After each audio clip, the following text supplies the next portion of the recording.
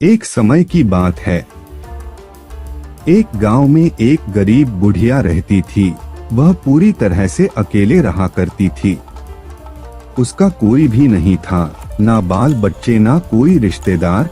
सुबह शाम लोगों के छोटे मोटे काम किया करती थी, जिसके बदले लोग उसको पैसे, अनाज या खाने पीने का सामान दे दिया करते थे, जिसको खा पीकर वह अपना जीवन बिताया करती थी।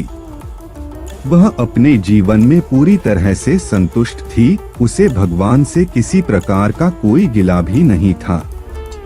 दूसरों के सामान के कारण बुढ़िया का घर पूरी तरह से सामानों से भरा हुआ था। एक बार की बात है, वे अपने घर को खोलकर घर के सामान को धूप दिखा रही थी। समय वहां से दो चोर जा रहे थे। जब उन्होंने देखा कि बुढ़िया के घर में तरह तरह का सामान भरा हुआ है, तो उन्हें बड़ा लालच आया और वे सोचने लगे कि इस घर में तो बुढ़िया अकेली रहती है, क्यों ना हम आकर इसके घर को ही साफ कर दें।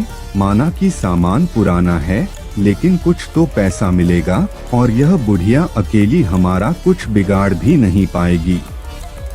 चोरों ने बुढ़िया के घर को अच्छी तरह से देख लिया और समझ लिया कि उन्हें किस तरह से बुढ़िया के घर की सफाई करनी है। उसके बाद चोर अपने घर वापस चले गए। बुढ़िया बेचारी को सपने में भी यह ख्याल नहीं आया कि उसके घर में भी कभी चोरी हो सकती है, क्योंकि उसके घर में तो खुद के उसके कपड़े तक उसके नहीं थे।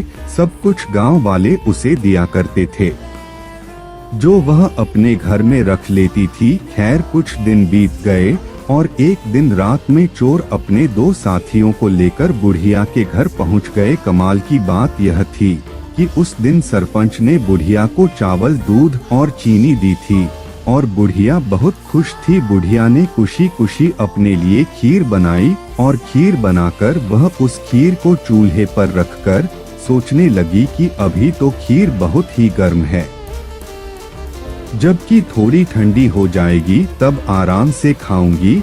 और अपने बिस्तर पर लेट गई और खीर के ठंडा होने का इंतजार करने लगी। लेटे लेटे उसे नींद आ गई और वे सो गई और जोर जोर से खर्राटे लेने लगी।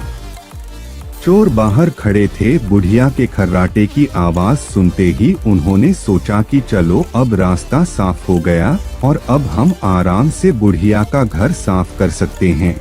वह सब जल्दी जल्दी आकर बुढ़िया के घर में सामान तलाशने लगे, परंतु कमाल की बात यह थी कि उन्होंने जो देखा था वह बिल्कुल गलत था। बुढ़िया का घर तो सामान से भरा हुआ था, किंतु एक भी सामान साबुत नहीं था। हर सामान टूटा फूटा, पुराना और खराब था। यह चोर बड़े दुखी हुए और बुढ़िया को बहुत गालियां देने लगे। वह बोले, देखो कितनी दुष्ट बुढ़िया है, आराम से सो रही है और हम बेचारे इतनी मेहनत कर रहे हैं। तभी दूसरे चोर की नजर चूल्हे पर रखी खीर पड़ी। गरम गरम खीर को देखकर चोर ने कहा, चलो बुढ़िया के घर कुछ और नहीं मिला तो कम से कम खीर तो है। और वह उसको खाने लगे। जब वह खीर खाकर जाने लगे तो उन्होंने थोड़ी सी खीर बुढ़िया के लिए छोड़ दी, किंतु जब उन्होंने बुढ़िया की तरफ देखा तो उसका हाथ खुला हुआ था, जैसे वह कुछ मांग रही हो। साथ ही उसका मुंह भी खुला हुआ था, जिसे देखकर चोरों ने सोचा कि बेचारी बुढ़िया लोगों से मांग मांग कर अपना जीवन बिता रही है, लगता है बहुत थक गई है और खाने के लिए खीर मांग रही है। आखिर उम्र में है तो हमारी माँ के ही बराबर। और बिना कुछ सोचे समझे गरम गरम खीर बुढ़िया के मुंह में डाल दी। गरम गरम खीर मुंह में पड़ते ही बुढ़िया जोर से चिल्लाई, हाय दैया, मार डाला मार डाला मार डाला। बुढ़िया की चीख सुनते ही चोर डर के जल्दी जल्दी छुपने लगे। जिसने मुंह में खीर डाली थी वह ऊपर जाकर छिप गया, एक चारपाई के नीचे और एक चारपाई के दाएं। बुढ़िया की चीख सुनते ही गांव वाले बुढ़िया के घर आ गए और पूछने लगे, क्या हुआ माँ? बुढ़िया बोली, मुझे क्या पता, ऊपर वाला जाने। यह सुनते ही ऊपर छिपा हुआ चोर बोला, अरे भला मैं क्यों जानूं तुम्हारी चारपाई के नीचे छिपा चोर ना जाने। यह सुनते ही चारपाई के नीचे वाला चोर बोला, मैं ही क्यों जानूं चारपाई के दाएं छुपा चोर क्यों ना जाने। और इस तरह से तीनों चोरों ने खुद ही अपना पता गांव वालों को बता दिया और फिर गांव वालों ने उन्हें पकड़कर खूब पिटाई करी और वापस भेज दिया। उसके बाद से चोरों ने कान पकड़ लिया कि आज के बाद कभी वह चोरी कभी नहीं करेंगे।